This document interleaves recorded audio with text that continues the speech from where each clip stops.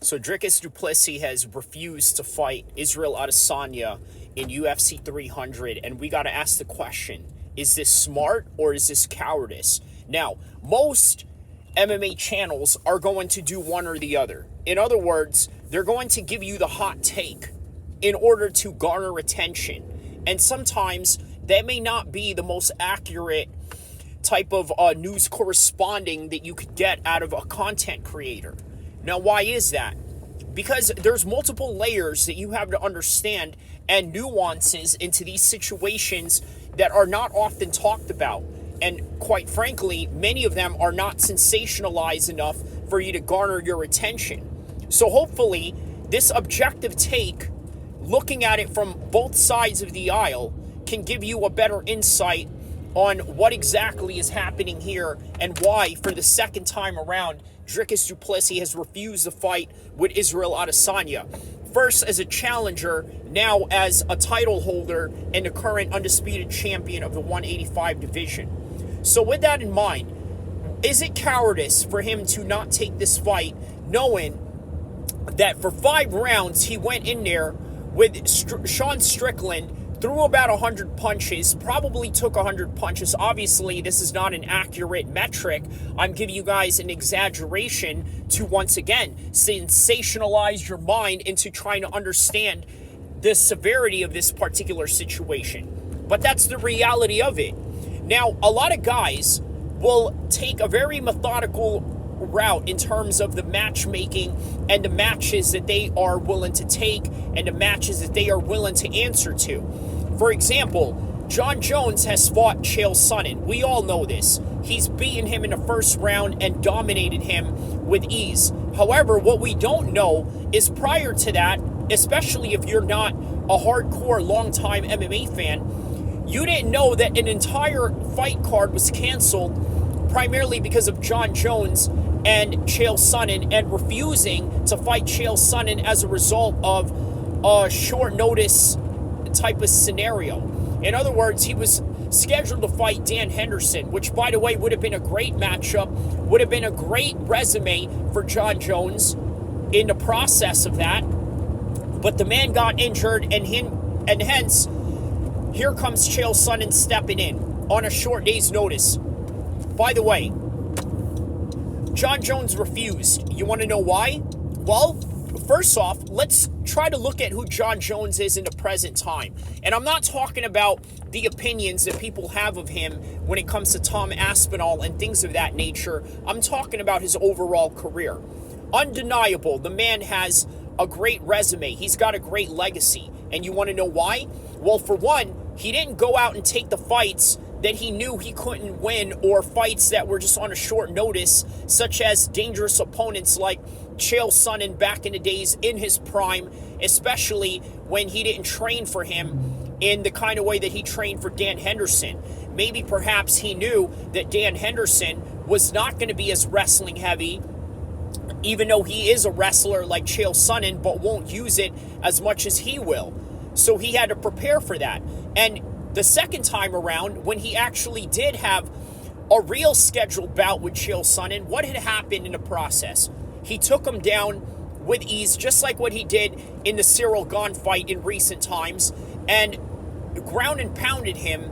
Obviously, he didn't do that to Cyril Gane. Well, he did, but then he submitted him. But with Chael Sonnen, he just beat him down to the ground, Khabib style, and that was that. That was that, all in the history books, and his resume remained intact. Well, now fast forward to 2024, a lot of guys are not doing anything different. You see, we come from a sport that has sort of a lineage in wrestling. And if you know anything about wrestling, for those that have wrestled in high school, for all my alumni out there and all those that have gone through the wrestling rooms and all the practices and all these things, you know that in wrestling, you don't know who you're going to face. You are going to face random people. You could fight probably some of the worst guys in the state, or you can fight a state champion all within a week's notice, or not even. And that's the culture of wrestling. And all of that has bled over into mixed martial arts. But the problem is, mixed martial arts is a professional setting.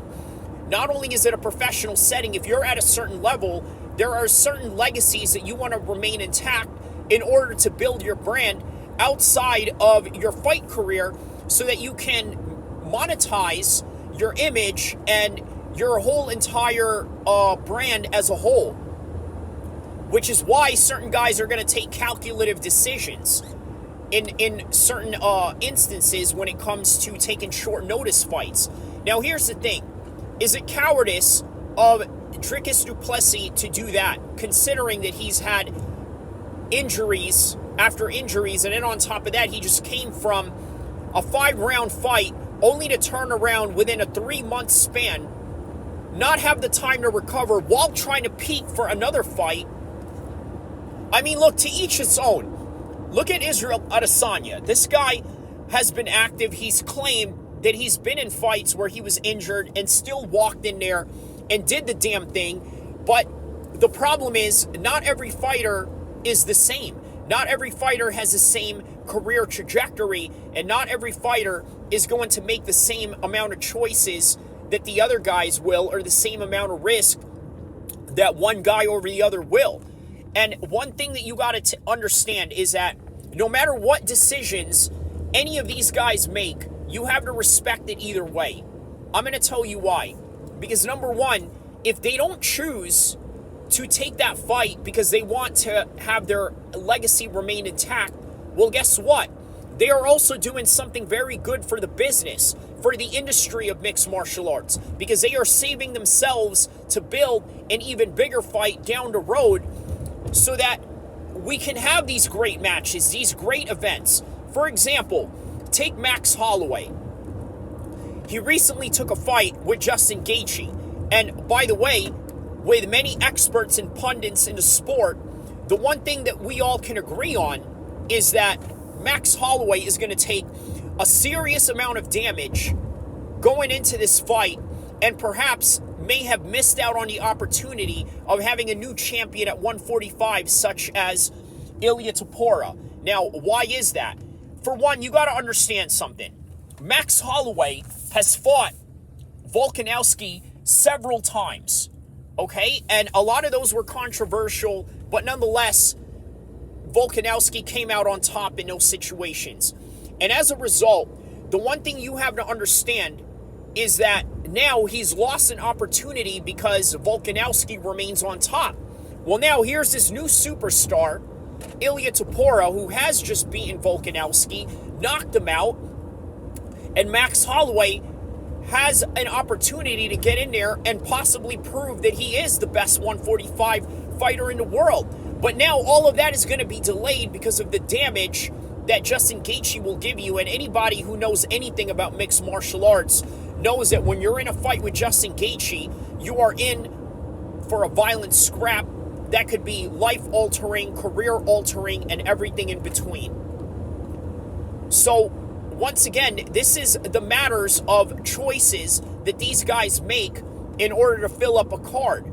And quite frankly, you can't blame certain guys for making certain decisions. Now, if you are those guys that do take the short notice fights, that do take the tough fights under undesirable circumstances to your favor, well, guess what? You got to love this too. You have to love this decision as much as you love the guy that's willing to keep his legacy intact.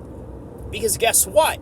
For these same reasons, you had Kamaru Usman step in there against Khamzat Chimaev on 11 days' notice. What did we get out of that? A great fight.